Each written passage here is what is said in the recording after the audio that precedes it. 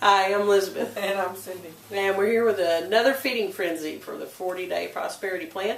We are on day 10. So this is the Congratulations. last one in the first time through.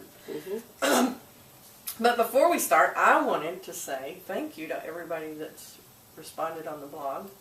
Yes, thank you. Commented and left your notes there, because that helps us, because we learn from you.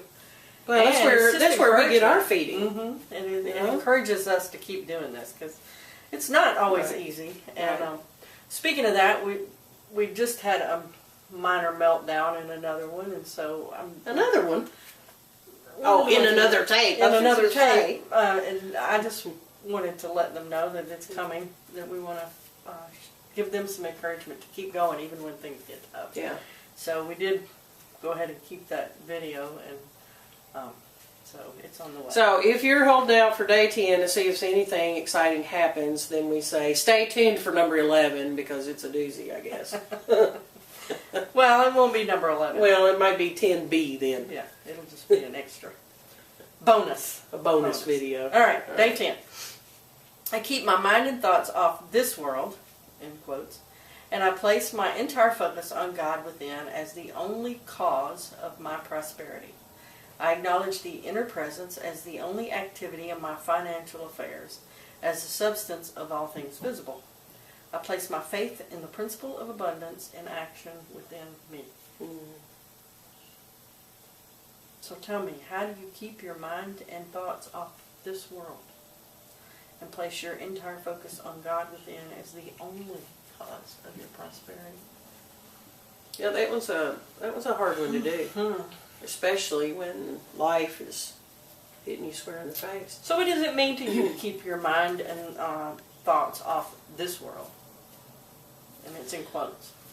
Well, this world, I believe, is the manifestation of everything out here. So the little R reality. The little R reality. It's my daily grind. It's, the kids and the homework and the work and the dinner that has to be fixed and the laundry that needs to be done. It's the everyday. And the bills that come in. And the bills that come in. And, it's just the everyday.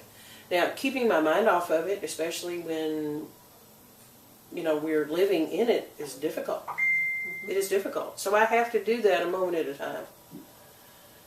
You know what I'm saying? I have to keep reminding myself, God's my source. So, just coming off the meltdown that you had, I know that when you were in the middle of it, and I'm this way too when I have mine, which I don't have. Thank you for admitting you have them too. I don't have them as often, but that was wrong. Anyway, when you're in the middle of it, and I would say, well, just change your thoughts. And I think you were going to eat me for lunch. I mean, you know what I mean? I mean, it's hard when you're in the middle of it.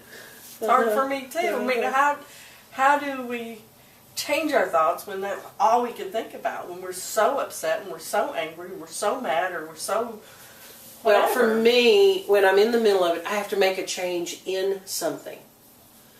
Even if it's a small change. Even if it's just removing myself from it or getting my focus on something else, even if it's not great. You know what I'm saying? Just making a change helps. Mm-hmm. The longer I dwell in it, the worse it becomes. The more I build it, the more fear gets behind it. So making a small change, getting out of the middle of it, taking a time out, turning on the television and getting into something just different, opening a book, diving into work, just something different. Okay. You know so what I'm saying? Change your environment, I make a change somewhere. So that makes you change your thought. It does. But I know when I'm in the middle of one, the last thing I want to hear is, oh, it's going to get better. Or, exactly. Oh, you just need to do this. Yeah, so when you look at me and you say, just change your thoughts, I think. So that's why you get that reaction. But I have to start. There's always a start. I have to start with changing something. So I change that something. And then the second thing that I try to do is ask myself what fear is causing this. Mm-hmm. What's the fear under it? Mm-hmm. Do you know what I'm saying? Once I can ask myself the question, then I don't know, it's almost an automatic thing. I start thinking about it. So that takes my focus off of the problem itself and more towards what am I going to do to fix this. Well, I know when you're in the middle of it, you keep asking me, well, how do you get over it? How do you just get over it? Well, I don't know. I just go in my head, which means I change my thought. I focus on work or something else. For me, I can't, especially when there's a high amount of emotion involved, I have to make a physical change first before I can make that mental change, if that makes any sense. I have to get myself out of the rut Right. before I can change what's going on in here. Okay. See, I guess I don't have emotions. That's another video. I keep my mind and thoughts off this world, and I place my entire focus on God within as the only cause of my prosperity. So maybe that's what we need to do, is change our focus, which is what you're saying. If you change what you're doing, that's changing your focus, which is the same thing, by the way, as changing your thoughts. But if we focused on the God within as the only cause of my prosperity, which is what I was trying to say, was we need to get in alignment when we're... Well, but for me, I've got to get out of the emotion before I can think about getting back into the thought of God. You know what I'm saying? I'm so wrapped up in the emotion, whatever the emotion is, whether it's anger or upset or hurt or whatever it is. So if I can ask myself, what's the fear behind it, then I can name the emotion. Do you see what I'm saying? So if I can say, oh, okay, then I'm hurt, then I know, all right, that's the emotion. Right. And once I can get to that, then I can break that cycle that I'm in. And then I can get back to entertaining the thought, okay, God's got this. But I've got to get out of the emotion first, because I get so caught up in the moment in this world. You know? Okay. So for me, that's what works. I acknowledge the inner presence as the only activity in my financial affairs as the substance of all things visible. What does that mean to you? It means to me that God is source and God is behind everything. Right. And if I'm looking for a change, I need to go to source. You know? And that's God. Right. So the inner presence, which is God, is the only activity in my financial affairs. So God's doing all the action, right? Yeah.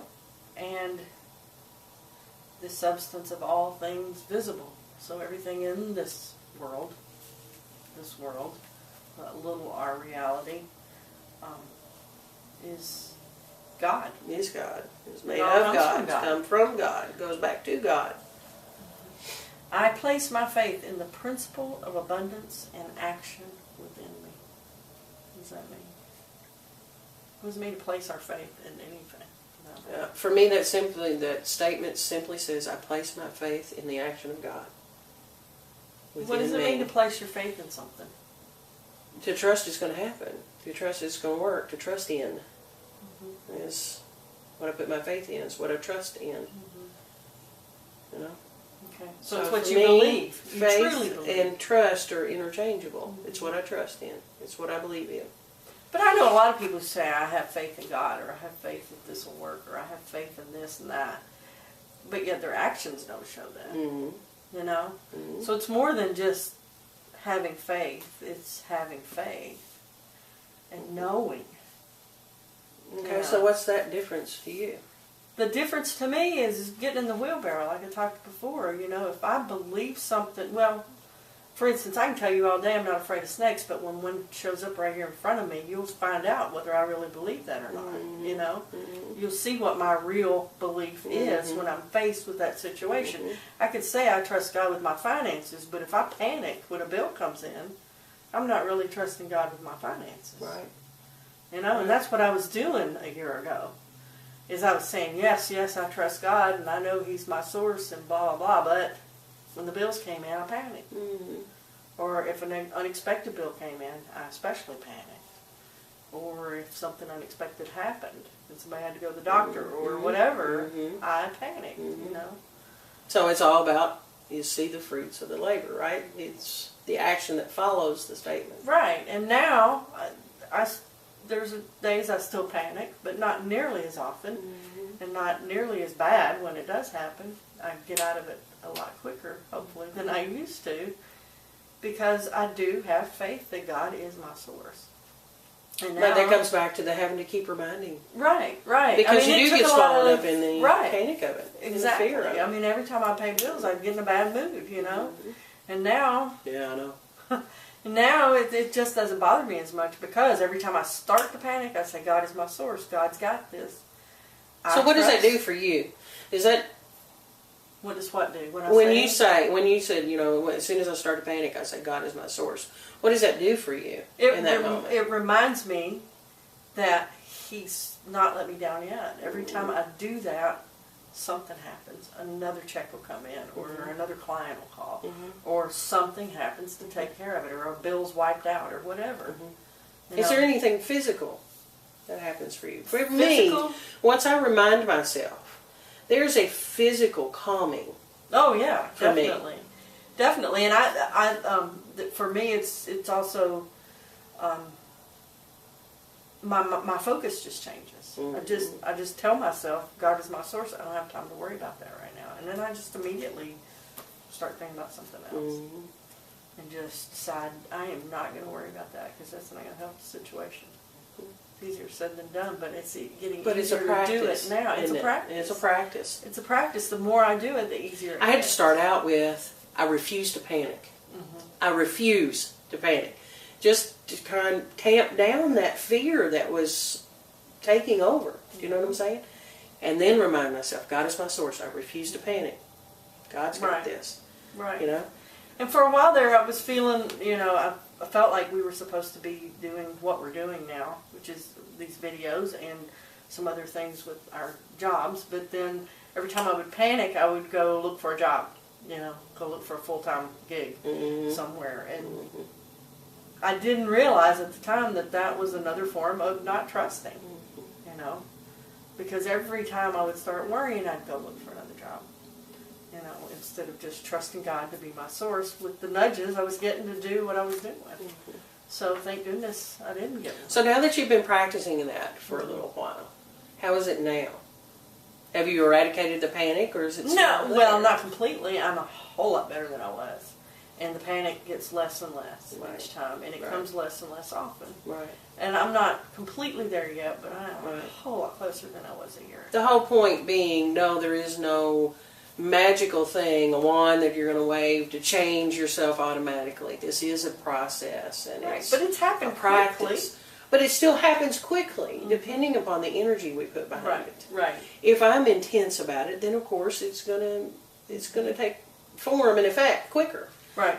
Just like my exercise program. If I'm going to get some benefit out of it if I just show up. Right. Like David is fond of telling us. If you just show up, you're going to get some benefit. But if I really put in the effort behind showing up, then I'm going to see it quicker. Right. Right? Well, the same thing goes for our prosperity. If we put in the effort behind what we're saying, right, then we're going to see it quicker. Right. But you got to put in the effort not just when you're in the gym. See, there's a big difference. Right, I do. You have to put in the effort every time you sit down to eat. Right. So it's a lifestyle. It is. It's not just, I can't just put in the practice by doing the book. Well, I've got and we can't do just this one book and call it done. Right.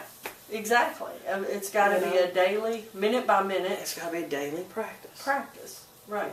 And that's what changes the minutes, which change the hours, which change the days. Which makes the life. Right. Right. Right? Yep.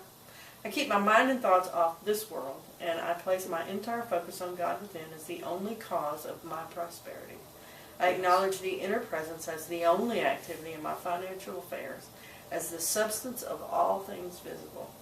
I place my faith in the principle of abundance and action within me. Good stuff. Very good stuff. Yeah. Very good stuff. Shrink.